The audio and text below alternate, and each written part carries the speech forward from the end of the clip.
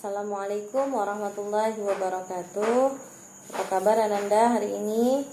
Mudah-mudahan sehat selalu ya. Nah baik, hari ini bertemu lagi dengan Ustazah Oya dengan pelajaran prakarya. Nah kita masih belajar di bab 1. Di minggu kemarin Ustazah Oya sudah memberikan materi untuk di bab 1. Nah hari ini Ustazah akan jelaskan sedikit untuk memantapkan lagi pemahaman Ananda tentang materi di bab 1, yaitu tentang kerajinan serat. Nah, sebelum kita masuk ke kerajinan serat, maka kita harus pahami dulu apa itu serat. Nah, kita harus tahu dulu serat itu apa. Nah, yang harus kita tahu kata kuncinya, yang pertama adalah serat itu adalah potongan daripada komponen yang membentuk jaringan-jaringan memanjang dan juga utuh.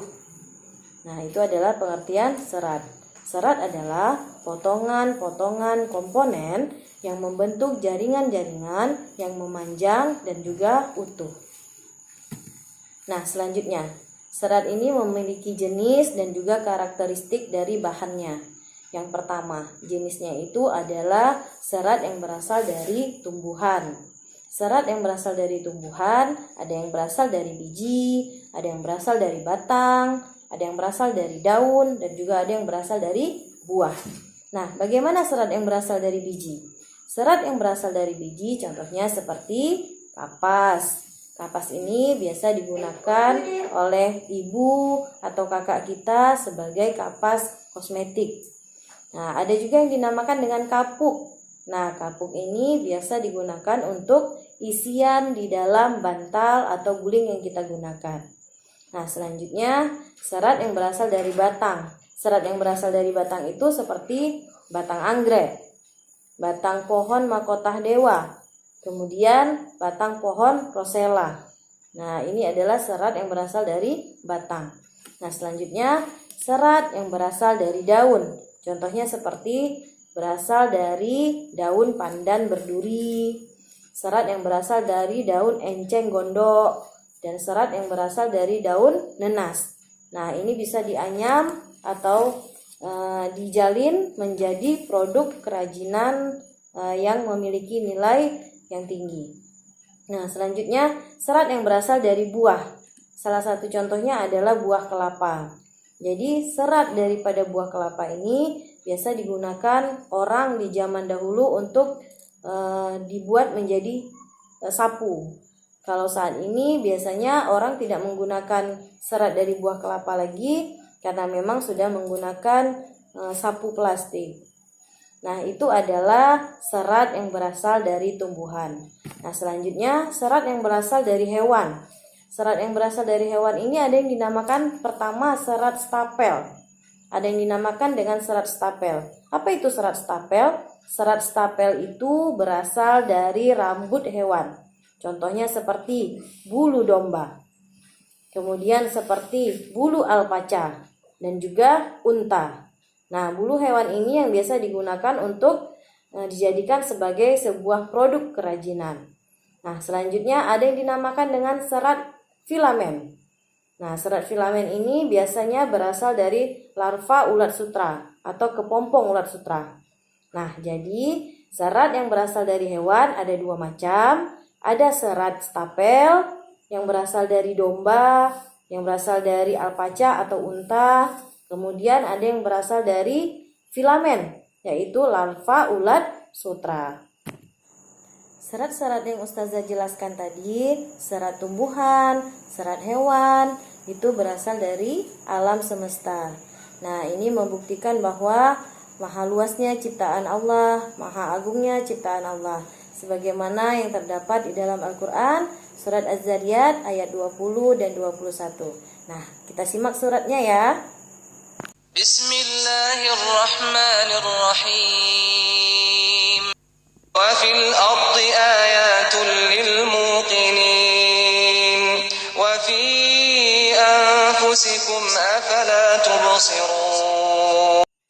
Nah, bahan serat ini biasa digunakan atau diolah dengan beberapa cara. Yang pertama, pemintalan benang. Jadi benang itu dipintal hingga menjadi sebuah kapas biasanya dipintal hingga menjadi sebuah benang. Nah, benang digulung. Jadi penggulungan benang. Tahap selanjutnya adalah penggulungan benang. Selanjutnya adalah pencelupan warna pada benang. Nah, selanjutnya ada yang dinamakan dengan penenunan benang menjadi kain. Nah, kain ini yang kemudian bisa kita jadikan menjadi baju, celana, atau jilbab yang kita gunakan. Selanjutnya proses produksinya. Tadi kalau benang sudah menjadi kain, maka cara memproduksinya ada 3 macam. Yang pertama ada dengan cara menenun. Nah, ada dengan cara menenun, itu juga dijadikan sebagai kain tenun. Biasanya harganya lebih mahal daripada kain-kain biasa.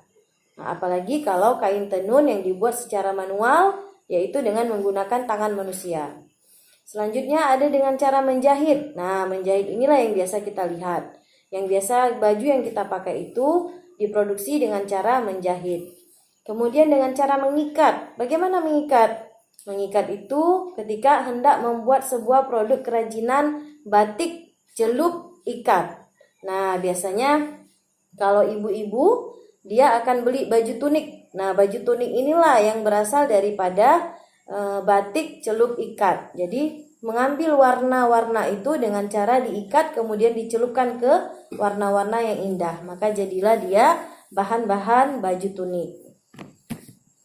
Nah, ketika membuat sebuah produk kerajinan, maka kita harus memenuhi beberapa syarat. Syarat yang pertama itu adalah kegunaannya itu sesuai. Bagaimana maksudnya? Maksudnya misalnya seperti mangkuk. Ketika seorang membuat mangkuk, maka mangkuk itu harus bisa digunakan untuk wadah sebuah hasil masakan misalnya.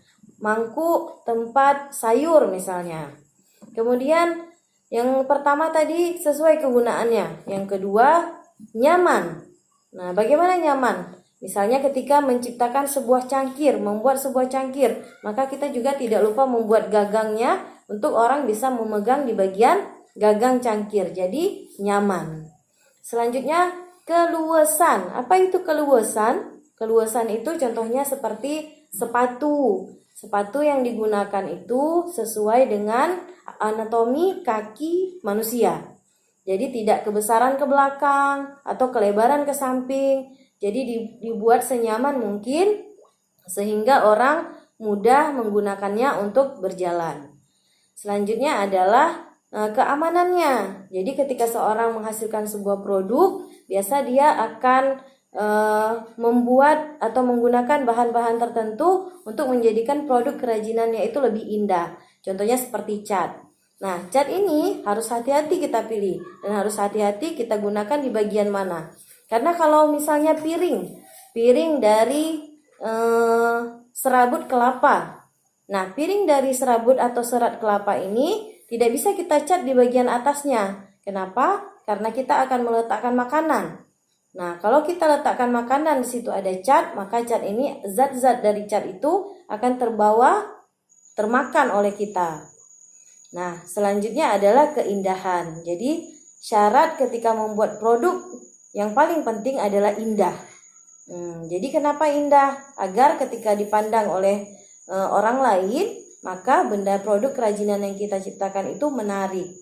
Nah, Ustazah ulangi. Syarat daripada produk yang dihasilkan oleh seseorang, yang pertama kegunaannya harus jelas, yang kedua kenyamanannya, yang ketiga keluasannya, yang keempat keamanannya, dan yang kelima keindahannya. Oke, baik, untuk hari ini saja yang Ustazah sampaikan. Semoga Ananda dapat bisa memahami lebih dalam lagi materi tentang kerajinan serat ini. Nah, Ustazah harapkan komen di dalam grup WA kita, diharapkan komen-komen yang santun. Baik, kita akhiri dengan doa. Subhanakallahumma wa bihamdika asyhadu an la ilaha illa anta astaghfiruka wa atubu ilaik. Assalamualaikum warahmatullahi wabarakatuh.